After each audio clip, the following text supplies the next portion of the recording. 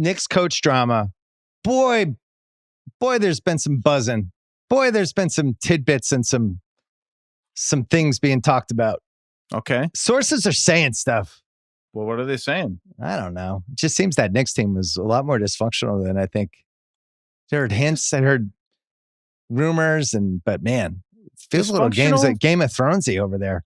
Dysfunctional? Well, okay, so are you talking about players, or like when you say Game of Thrones, you usually mean, the upper echelon of management? Here's my question for you. So Jalen Brunson's dad is one of the coaches of the team and worked with Tibbs for a long time. And Dante DiVincenzo was yelling at him for some reason in that first home game and seemed like he had felt betrayed by him. And there's always rumors that he had an outsized voice with Leon and all those dudes. If you're the next coach, do you want your own staff, or do you want to inherit this staff that felt like it got a little Game of Thronesy down the stretch there? Okay, so every coach wants his own staff. And there are some coaches for whom that's been a deal breaker when they are told during the hiring process, well, you got to keep this guy, or you got to keep this guy, or you got to keep these two guys. It has been either a deal breaker or begrudgingly accepted by a coach who really wants a particular job, with an eye on like, all right, I'll give it a year and then I'll exercise my power. This is obviously a much different situation since he is the father of the franchise player. And I think that is a discussion that has to include lots of different parties to come to if a change is made. I think a lot of different people have to be involved in that. And when you talk to people around the league, there's a lot of skepticism that there would be a change made because he is Jalen Brunson's father. But I think skepticism is underrating it.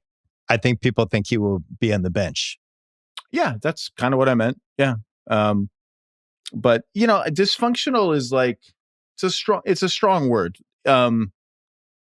It's just like every team's got its stuff, right? Every team's got its stuff in the locker room, but a lot of leaks, a lot of maneuvering the story from the moment the season ended all the way through. That Athletic thing that we talked about on our podcast that came out almost right afterwards, the scapegoating, and that was really interesting. I've been following the league long enough. That was Cat. Cat was kind of hit hard in that one, and Tibbs, right? Called it out that night when I read the story. It was like, all right, this is notable that these are the two scapegoats. Let's see how it goes. I'll be interested to see if Cat will be the other domino that falls with this. But who wants this job? I assumed Johnny Bryant was going to get it because the Sun said there were two people left.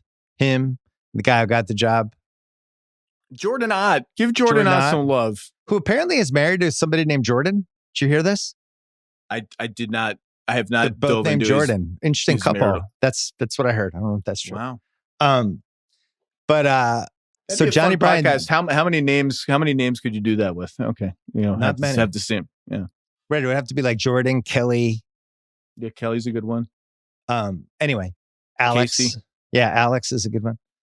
But so when Johnny was in the final two, and then all of a sudden the other guy got it, I just assumed he was the Knicks thing. I don't think Van Gundy, that name got flown around, but he's which one? Jeff. He's friends with I just don't obviously think really close with Tibbs. I don't see him being like, cool. You shanked my guy. I'd love to take the job. Everything he's ever said publicly and privately would cut against him taking that job. So who's left? The only name that didn't really get mentioned that I was surprised. Oh, you're excited. Taylor Jenkins is a good coach. I watched a lot of Memphis games going, man, they have a really good coach. And he's just kind of sitting there. Everyone was talking Mike Malone, but to me, that just feels like you're running back a different version of Tibbs. Taylor Jenkins, I thought, you could make a pretty fair case with him that he had a really tough job the last couple of years. He's a very good coach. Taylor Jenkins is a very good coach. Memphis to New York as a market and as expectations faced is about as big of a jump as you can make. And you go from Chris Vernon to 40 Chris Vernons? I mean, does James Dolan know who Taylor Jenkins is? So like start there. Like I'm not even being facetious. Like, is he aware that that's a coach? I don't Probably know. Not. I'm not sure he's hiring the next coach. I think this is a Leon thing. But he's got a rubber sign stamp off on it. Who do you think is going to be the next coach? I have no earthly idea. I mean, I've heard rumblings of like they'd maybe they want an ex-player, an ex-NBA player. I don't know if that's true. My favorite is Ron Artest throwing his hat in the ring was my number one thing that happened this week. He really wants to coach. I'm pretty sure he's not going to get it. Has he come up on like the list of like, the 20 best odds to coach the New York Knicks, where it's like the last one is like Stephen A. Smith. Like they get real. Like Joe House is right above him. Yeah. I thought Frank Vogel might come up just because he's a New York guy. But he's been in a lot of places now in a short amount of time. Look, the one he got HB'd. I saw that you boosted his I'm going to get more involved. Watch out. I'm going to get Ishbia. I'm going to get more involved. I wasn't involved enough, and I'm going to get more involved. Like it wasn't his idea to throw Cam Johnson in the Kevin Durant trade and like one more pick and just be like, whatever it takes, you're let's loving get him. the Ishbia. You got him on your podcast right off the bat, and now I had no idea it was going to be as special as it was. I think he's not going to come back. I was going to do this with you on the pod, the most hilarious owner of each decade. Because he's clearly halfway there. Vivek was locked it down in the 2010s. Vivek is coming in for a late 2020s rally. You can't count him out. You can't. You just can't. I'm not saying Ishbia hasn't locked up yet, but he's in the lead and he's feeling good. But Vivek, who knows? But Vivek won last decade, and then I think probably Dolan won in the 2000s. With all the crazy shit he did. He's not hilarious though. It says it doesn't fit him. So who would you have in the 2000s? Sarver? No, nothing. They're malicious people. They're not hilarious. Sarver did illegal stuff. We didn't know that in the 2000s. Faced though. Civil litigation anyway. No, that was later. I'm saying 2000s. In 2000s. When he basically hired Steve Kerr and it's like, you have to get under the luxury tracks, trade all our picks. I mean, he wasn't. You know who it is? It was Cuban. From a hilarious standpoint, some of the stuff where he was sitting on the bench, and remember the time he ran on the court during the fight to break up the court and then realized he shouldn't be on the court? He had some funny stuff. Ishbia is the clear winner in the 2020s, though. I mean, I guess we can't blame. Well, we can blame, but it wasn't hilarious. Glenn Taylor for just overseeing the entire David Kahn experience in Minnesota. But this is why you're the best. Not only that, but he lost 4 picks for Joe Smith. But he was never hilarious. He called, as we had in the Celtics City doc, he called Wick to congratulate him on winning the 2008 title because he was trading him Kevin Garnett. He had Kevin McHale as a coach and a GM at the same time, and Flip Saunders. Yeah, it's Glenn Taylor. It's a great call. This episode is presented by State Farm. It's no secret that great teams need great teammates. I've been saying this for years. And when it comes to insurance, State Farm is there to help you find the right coverage for your home, car, and more. Whether you need an in-person or a digital assist, they're ready when life hits you with a full-court press. Get a game plan that helps fit your life. Talk to State Farm today. State Farm with the assist. Coverage options are selected by the customer. Availability and eligibility vary by state. Well, wait. Let's go back to the Knicks. We didn't who do you think is going to get the job? I find it hard to believe Johnny Bryant's going to be the head coach. The more I looked at it and thought about it, it just doesn't seem like he's experienced enough. This is one of the biggest jobs in the league. I would bet on Taylor Jenkins, Frank Vogel, Mike Malone, one of those guys who at least has been in some situations. What about the can we trade for your coach gambit that has been mentioned with Ime Udoka and Jason Kidd? Any of that interesting to you? Why would Houston trade Ime Udoka? Just to throw him out. They're not getting rid of him. That's ridiculous. I agree, and I don't think he would leave. It's a great situation, even with the East being so much worse than the West. It's a great situation, and also I know how Houston's GM Rafael Stone negotiates would just be like, you don't even have enough. You don't have enough. Right. I want 3 first-round picks, and you don't even have that. The Kidd one is interesting to me. Yeah, because he certainly didn't love the Luka one. I wouldn't take my eyes off it. That's all I would say now. I wouldn't disqualify it. I wouldn't take my eyes off it. In part because as you and I are batting it around, we can't find another candidate that's like, oh, that makes a ton of sense for a team that has said in its press release announcing the firing of Tom Thibodeau, we are a championship roster, or at least we believe we are. That's the pressure. That's the expectations.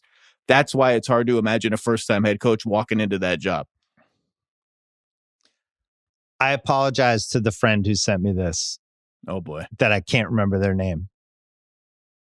What kind of friend are you? But made the point Tibbs would have been the greatest Atlanta Hawks coach, and that the best outcome would have been a Quinn Snyder for Tibbs trade over firing Tibbs. Because if you put Tibbs on Atlanta, he basically just could have run the Knicks offense with Trey as Jalen Brunson, but then had all of this defense and all of these wings and Okongwu as the shot blocker and just done the Tibbs with that team. And Trey could have shot 36 times. I really apologize to my friend who texted this, but I thought it was great. And then Quinn Snyder on the Knicks bench with the red glasses, just being weird and handsome. He's got to get blue glasses then. Blue glasses or orange glasses. Right, dark blue glasses. I thought that was a really good one. I think it's a guy with some pedigree. The Malone would be a weird one, though, because he's a little gruff like Tibbs was, but the guy won a title 2 years ago. Well, so this is a point I wanted to make, and I should have made it about Tibbs. And I'm going to make it again on my podcast this weekend. Michael Malone's a great name to bring up. Mike Budenholzer is a great name to bring up, not for this job, but for this purpose. Frank Vogel's a great name to bring up, not necessarily for this job, but for this purpose. The idea that Tibbs is not a championship coach, that you need a different coach to take your team. He's the floor raiser who can only take your team so far. I think there's some merit to the general idea of Tibbs as that, because he is indisputably an incredible floor raiser. Incredible. And I don't think he's like a Carlisle Spo level quarter for quarter, minute for minute adjustment guy that's your playoff dream coach, right? But I don't think any of those other guys were either. And like, that's why Mike Budenholzer got fired in Milwaukee. He was too slow to adjust, blah, blah, blah. Right. Michael Malone was never thought of as like this incredible wizard of adjustments and all this stuff. And those guys won championships. Like, if you have the right talent and if you have the right talent, right year, right circumstances, like, I should have been clear about this. Like, Tom Thibodeau can absolutely win an NBA championship, even if he is more of a floor raiser than a ceiling raiser. He's so good at getting your floor so high that he can get you into that spot. He can absolutely win a championship. And like, that's why that Michael Malone, Mike Budenholzer, remember Bud was like on thin ice several times in Milwaukee, mostly because of the idea that he was not as good of a playoff coach as someone like Eric Spoelstra, who kind of exposed him a couple times. And he won the championship. That's all. Well, I think it seems like it was time for Tibbs to go in New York after 5 years. Didn't you float? It felt like the core guys were good. Moving on with him, and you lose the core guys, it's a wrap in the NBA, and that's why the longest tenured coaches in the league go back to 2020. Can we just the core guys? I know Katz had experience with Tibbs before. Maybe this doesn't matter. Knew that was Rocky from the get-go. I'm sure it was it's fine now. How do we know? Anunoby like kind of just got there. You know, it's not like he's been there all 5 years with Tibbs. It's not like Towns has been there all 5 years with Tibbs, or Hart has been there all 5. He's been there a lot. McBridges just got there. It's not like they've all been there for like 4 years of just like, oh my God, another shoot around with Tibbs. Like, you know, it's not like they've been there that long. Seemed a little gamey. That's why I flagged it for you in April when you jerk backwards. And I still they made the conference finals. They did. And the thing is, a lot of it has to come down to how do you view those first two games against Boston? Because they were before Tatum tore his Achilles, they were about to go up 3-1, probably win that series. And you would think like, wow, what a feather in their cap that they're going to knock the defending champions out pretty honestly until that injury. Unless you think the first two games were more about Boston, just were like 75% choke, 25% comeback, and not 50-50. Can I give you 90-10? Yeah, whatever. I was trying to be nice to the Knicks. I was on a text thread about this 2 days ago because I was looking at the third and fourth quarter box scores from game one and getting mad all over again. The Celtics took, I think it was 34 shots in the second half, and 27 of them were threes. They took 20 shots in the third quarter with a 20-point lead at various points, and 19 of them were threes. They took 0 free throws. And the whole thing is like, after watching what Indiana did to the Knicks, to think that the Celtics just walked the ball up and just jacked up threes, and that was their offense, and what a giant favor they did for the Knicks in both of those games. And then the Knicks hung around and they grabbed the game, much like Indiana today. But to me, that was a Boston, just an absolute strategy collapse where you're just like, it was basically the opposite of OKC tonight, where OKC's like, actually, we're going to change our lineup. We think maybe this will be a little better for us. Boston was like, we do this. This is all we do. We don't care who we're playing. This is our formula. We're never going to deviate from it. And then you see how easy it was to just push the ball in the Knicks, get Towns or Brunson in any sort of switch, keep running, run after made baskets, just keep pushing the pace on them. And they didn't do any of it. And they had the same kind of players Indiana has, better versions of them in some cases. Anyway. Hey, sports fans, we got a big day of games on Saturday. FanDuel wants you to make the most of it right now for one day only. America's #1 sportsbook is giving all of its customers a 50% profit boost to use on any bet across any sport on June 7th. We're talking baseball, WNBA, UFC. You can bet on Kevin Holland. You can bet against Sean O'Malley. Baseball, you can bet on Garrett Crochet to give up under 2 runs and then the Red Sox to blow a tie game in the 9th inning. I don't know how you bet that, but you can do that. Whatever you want, you get a profit boost. It's 50%. And if you think you know what's going to happen, knock yourself out. This offer is only valid for June 7th. Don't miss your chance. Visit FanDuel.com/BS to join today. Make every moment more with FanDuel, America's #1 sportsbook. Must be 21 plus, present in select states, or 18 plus and present in DC, Kentucky, or Wyoming. Opt-in required. Bonus issued as non-withdrawable profit boost tokens. Restrictions apply, including any token expiration and max wager amount. See terms at sportsbook.fanduel.com. Gambling problem? Call 1-800-GAMBLER or visit rg-help.com. This episode is brought to you by HubSpot. Growing a business, it can feel impossible, but HubSpot's customer platform, I promise, can help you. It's powered by a suite of AI tools called Breeze, so you can generate more leads, close more deals, and scale your service fast. With Breeze agents handling the busy work, customers are cutting sales cycles in half and saving hours on work each week. Best of all, you can see results in days, not months. Visit HubSpot.com/AI to learn more.